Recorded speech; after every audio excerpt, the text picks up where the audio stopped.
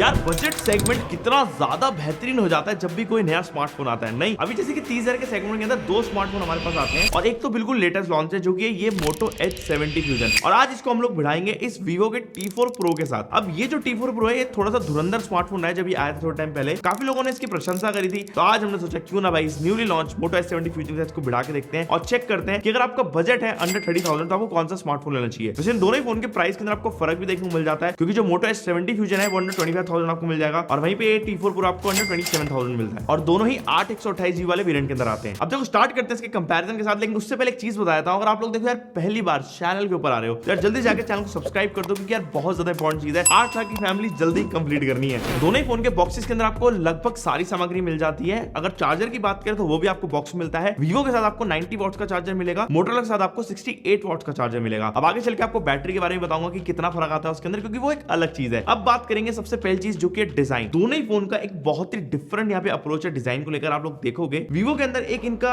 Different design carry हो रहा है जो कि X200 FE के अंदर आया था। अगर आप लोग कैमरा अलाइनमेंट देखोगे, अगर आप लोग एक्सेंट कलर देखोगे, थोड़ा सा अलग लगता है और कहीं ना कहीं ये कलर भी लोगों को पसंद आता है। Motorola अपना जो पुराना डिजाइन है काफी लंबे समय तक उसी को थोड़ा सा कैरी फॉरवर्ड करता रहता है, हल्के फुल्के उसमें ट्वीक्स करता है, जैसे कि इस वाले फोन के अंदर भी किया है। अगर आप ध्यान से देखोगे तो इस बार फोन थोड़ा ज्यादा कर्व्ड है साइडों से और थोड़ी डिफरेंट शेप दे रहा है और एक अलग सी फील है। लेकिन मैं चाहता हूँ इस बार Motorola थोड़ा सा जो मॉड्यूल का शेप है ना, आप आगे चल के चेंज करते हैं, थोड़ा डिफरेंट तड़कता भड़कता डिजाइन ले आया, थोड़ा सा अलग लगेगा ना, क्योंकि पहले वाले फोन भी काइंड ऑफ सिमिलर लगते हैं। यहाँ पे अगर आप देखो तो आपको प्रीमियम फैब्रिक फिनिश मिलती है Motorola H70 फ्यूजन में, जो कि हाथ में उठाने के बाद ना एक अच्छी ग्रिप देती है। वहीं पे हमारा जो Vivo है ये पूरा प्लास्टिक बिल्ड के साथ आता है, पीछे की साइड में प्लास्टिक बैक है, तो फोन की जो ग्रिप है ना हाथ में उतनी ज्यादा बढ़िया नहीं लगती। अब यहाँ पे ना हल्का सा आपको वेट में ही फर्क देखने को मिल जाता है, जैसे कि यहाँ पे Motorola का वेट अराउंड 193 ग्राम्स है, वहीं पे Vivo T4 Pro आपको 192 ग्राम्स का मिलता है, जबकि इन दोनों ही फोन्स की बैटरी के अंदर भी फर्क है, आपको आगे चल के पता चलेगा। दोनों ही फोन के अंदर आपको IP68 69 की रेटिंग मिल जाती है, जो कि एक अच्छी बात है। साथ ही में दोनों ही फोन के अंदर भाई मिलिट्री स्टैंडर्ड 810H रेटिंग डाल दी गई है, जो कि अगेन मैं बोल रहा हूँ अच्छी चीज है, क्योंकि अगर आप लोग इतना पैसा स्पेंड कर रहे हो तो आपको पानी में अगर फोन डाल दिया उसके बाद आपको टेंशन नहीं होगी, फोन गिर गया तो इतनी जल्दी से टेंशन नहीं होगी। वैसे दोनों ही फोन के अंदर आपको यहाँ पे जो फ्रेम है प्लास्टिक का ही मिलता है। अब design is a very subjective part, लेकिन मैं आप लोगों से जानना चाहूंगा कि आप लोगों इन दोनों ही फोन में से किसका डिजाइन ज्यादा पसंद आ रहा है, यहाँ पे एक बार जल्दी कमेंट करके बताओ। अब डिस्प्ले के अंदर ना थोड़ा सा जो माजरा है एक रोमांचक हो जाता है, क्योंकि यहाँ पे हमारे को दो डिफरेंट तरीके की डिस्प्ले मिलती है। बताता हूँ क्यों। तो पहले अगर बात करेंगे Motorola की, तो इसमें 6.78 इंचेस का 1.5 के रेजोल्यूशन का 144 हर्ट्ज एमोलेड पैनल, जो कि बहुत ही ज्यादा प्यारा लगता है। इसके अंदर आपको ओवरऑल जो स्क्रीन टू बॉडी रेशियो वो भी बहुत कम मिलता है, जो कि 96.2% का, जिससे कि जो बेजल्स हैं वो बहुत ज्यादा कम लगती हैं। अब अगर मैं इसे कंपेयर करता हूं Vivo से, तो यहाँ पे आपको एक डिफरेंट पैनल मिलता है, जो कि 6.77 इंचेस का full HD plus AMOLED panel 120 hertz का। अब यहाँ पे आपको फर्क पता चल जाएगा कि भाई क्वालिटी में आएगा इवन द एमोलेड पैनल, लेकिन जो शार्पनेस होगी, जो क्वालिटी होगी, वो हमारे को Motorola के अंदर ज्यादा मिलेगी। और अगर ध्यान दोगे तो इसके अंदर जो बेजल्स हैं वो भी आपको ज्यादा मिलती हैं, कमिंग एट 88.1%। तो यहाँ पे नो डाउट भाई Motorola की डिस्प्ले थोड़ी ज्यादा आपको सुपीरियर लगने वाली है, और यही चीज हमने जब पीक ब्राइटनेस पे भी चेक करी तो वहां पे भी फर्क पता चल गया। जैसे कि HBM जो है Vivo के अंदर 1500 निट्स का है, Motorola के अंदर 1600 निट्स का है। साथ ही में अगर पीक देखोगे तो Vivo के अंदर 5000 निट्स का पीक है, वहीं पे Motorola के अंदर 5200 निट्स का पीक ब्राइटनेस है। तो ये भी एक आपको फर्क दे देगा अगर आप लोग आउटडोर कंडीशन के अंदर फोन यूज करते हो। अब मैंने दोनों ही फोन के अंदर अलग अलग वीडियोस चेक करी, Netflix के अंदर बढ़िया चलता है, YouTube के अंदर एशिया कंटेंट बढ़िया चल रहा है, आपको क्वालिटी वाइज अच्छी लगती है। सरप्राइजिंगली यहाँ पे जो Motorola की डिस्प्ले है वो ज्यादा ब्राइट भी हो जाती है जब आप लोग कोई भी कंटेंट वॉचिंग कर रहे हो। अब इसी के चलते सिर्फ से डिस्प्ले क्वालिटी मैटर नहीं करती, मैटर करते हैं आपकी स्पीकर्स, बहुत इंपॉर्टेंट फैक्टर होता है। दोनों ही फोन के अंदर यहाँ पे स्टीरियो स्पीकर सेटअप मिलता है, लेकिन Motorola के अंदर यहाँ पे Dolby Atmos का सपोर्ट है। अब उससे ना आपको थोड़ी सी रिचनेस मिलती है साउंड के अंदर, जिससे कि थोड़ी सी क्लियर लगेगी। और एक बार आप लोग एक एग्जांपल सुनो, आपको खुद समझ आ जाएगा कि Motorola की speaker no doubt better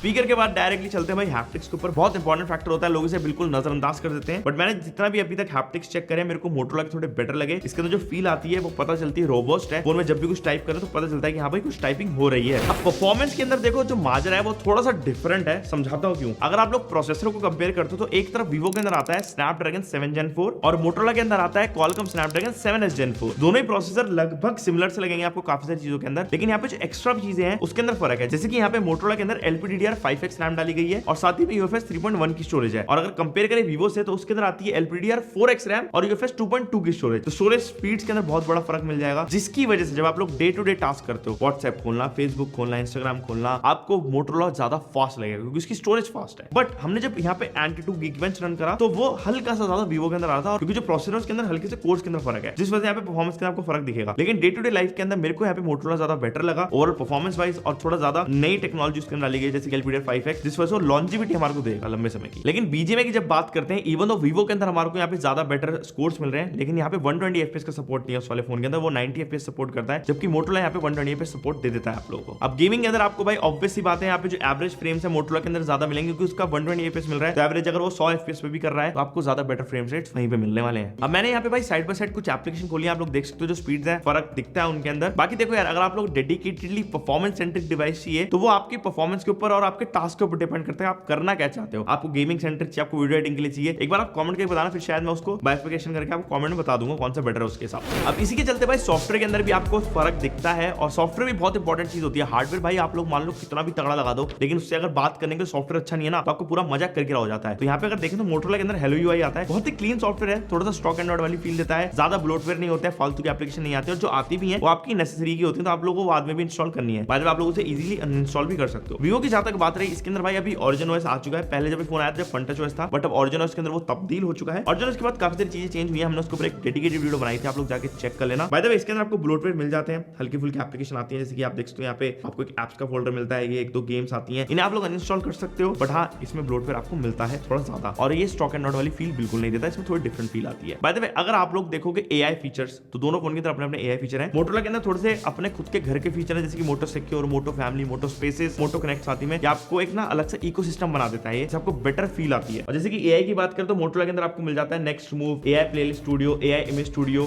Vivo के अंदर भी थोड़े बहुत AI फीचर है, जैसे कि Origin Island आपको मिल जाता है with AI features like AI caption, AI call translation, AI feature, साथ ही में AI इरेजर, जिससे कि आप लोग फोन को जब यूज करोगे आपको थोड़ी सी अलग फील आएगी। और Gemini का सपोर्ट दोनों ही फोन के अंदर आपको इंटीग्रेटेड मिल ही जाएगा। और जहां तक रही बात देखो सॉफ्टवेयर अपडेट्स की, तो एक चीज अच्छी है यहाँ पे मोटोरोला आपको Android 16 के साथ मिल रहा है, जबकि Vivo आपको मिलता है Android 15 के साथ, आपको उसको अपडेट करना पड़ता है। तो अगर मोटोरोला के देखें तो हमारे को यहाँ पे 3 साल के मेजर अपडेट्स मिलेंगे, 5 साल के सिक्योरिटी मिलेंगे, वहीं पे Vivo के अंदर हमारे को 4 मेजर मिलेंगे, 6 साल के सिक्योरिटी मिलेंगे, जबकि एक इसके अंदर मेजर आ चुका है, तो 3 साल के मान लो इसके अंदर आगे अपडेट्स आएंगे, क्योंकि एक तो आई गया ना Origin OS वाला। तो ये हो गया भाई सॉफ्टवेयर की चीजें। लेकिन अब बात करते हैं हम लोग भाई कैमरास की, क्योंकि Vivo और मोटोरोला के कैमरास बजट सेगमेंट के अंदर बहुत तबाही मचाते हैं। तो आज देखते हैं कि Moto S70 फ्यूजन बढ़िया है या फिर Vivo T4 Pro, क्योंकि दोनों के अंदर एक डिफरेंट DNA है। अगर बात करें भाई स्पेसिफिकेशन की तो आपको हल्का सा फर्क मिलता है। मोटोरोला के अंदर पहले अगर देखें तो यहाँ पे आपको सोनी का LYT701 50 मेगापिक्सल का सेंसर मिलता है, जो कि IMX917 इक्विवेलेंट कहते हैं लोग। बाकी आपको 13 मेगापिक्सल का इसमें ultra wide plus macro setup मिल जाता है, एक और सेंसर जो है। वहीं पे अगर बात करें Vivo की तो इसके अंदर आपको डिफरेंट सेटअप मिलता है। अगेन यहाँ पे आपको मिलता है मेन 50 मेगापिक्सल का सोनी IMX882 सेंसर और 50 मेगापिक्सल का 3x टेलीफोटो लेंस। अब ये जो लेंस है आपको बेटर मिल जाता है क्योंकि ये हमारे को मोटोरोला में मिलता है, लेकिन जो प्रोसेसिंग है उसके अंदर बड़ा फर्क है। तो एक बार बाहर चलता हूं, मैं आपको दिखाता हूं क्वालिटी। तो मैंने 2-4 फोटोज यहाँ पे खींच रहा था, आप देख सकते हो। जो हमने क्लिक करी उसके अंदर यही नोटिस हुआ कि जो मोटोरोला की ओवरऑल डायनेमिक रेंज थोड़ी बेटर आ रही है कंपेयर टू Vivo की जो स्किन टोन और मोटो की स्किन टोन के अंदर मोटो की स्किन टोन यहाँ पे बेटर लगी। हमने कुछ लो लाइट के शॉट्स भी यहाँ पे क्लिक करे थे, आप देख सकते हो। जो मोटोरोला की फोटो जो ज्यादा बेटर निकल कर आ रही है। जब हमने सेल्फीज को कंपेयर करा तो मोटोरोला की सेल्फीज के अंदर यहाँ पे अलग सा स्किन के अंदर बढ़िया सा निखार था, जबकि Vivo के अंदर नहीं था, जो कि मुझे एक्सपेक्टेड था, होना चाहिए था उसमें। लेकिन हाँ, अगर आप लोग हल्का सा जूम इन करते हो तो यहाँ पे जो मोटोरोला की डिटेल्स है Vivo की डिटेल्स के कंपैरिजन में थोड़ी कम है। अब जैसे कि Vivo के अंदर हमारे को यहाँ पे अल्ट्रा वाइड का सपोर्ट नहीं मिलता, लेकिन टेलीफोटो का सपोर्ट मिलता है। और यही सेम चीज अगर हम मोटो में देखें तो वहाँ पे अल्ट्रा वाइड का सपोर्ट है, तो आप लोग ज्यादा बड़े ग्रुप की फोटोज क्लिक कर सकोगे। अगर आप लोग को वीडियो रिकॉर्ड करनी है, आप लोग अल्ट्रा वाइड से वीडियो रिकॉर्ड कर सकोगे, जो कि आपको यहाँ पे Vivo नहीं देता। Vivo के अंदर थोड़ा सा पोर्ट्रेट सेंट्रिक चीजें हैं, जबकि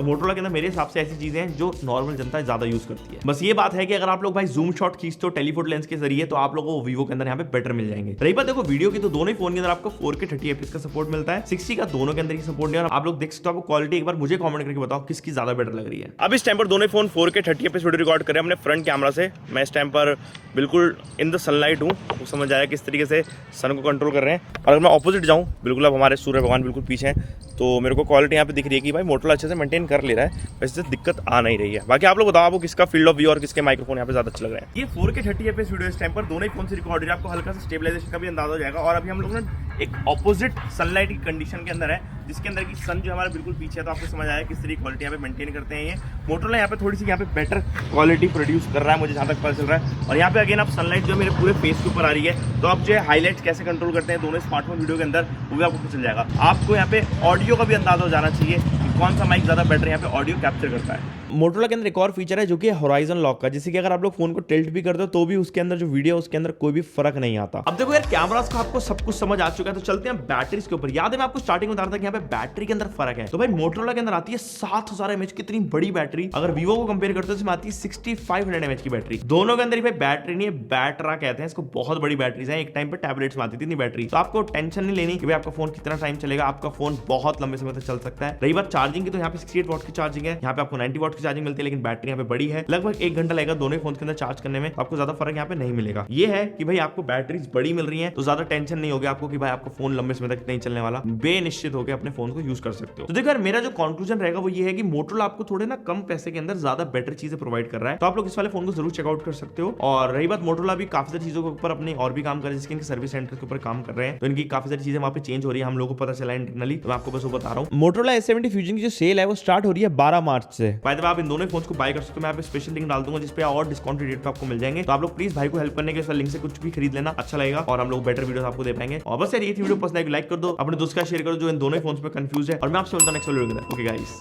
बाय बाय।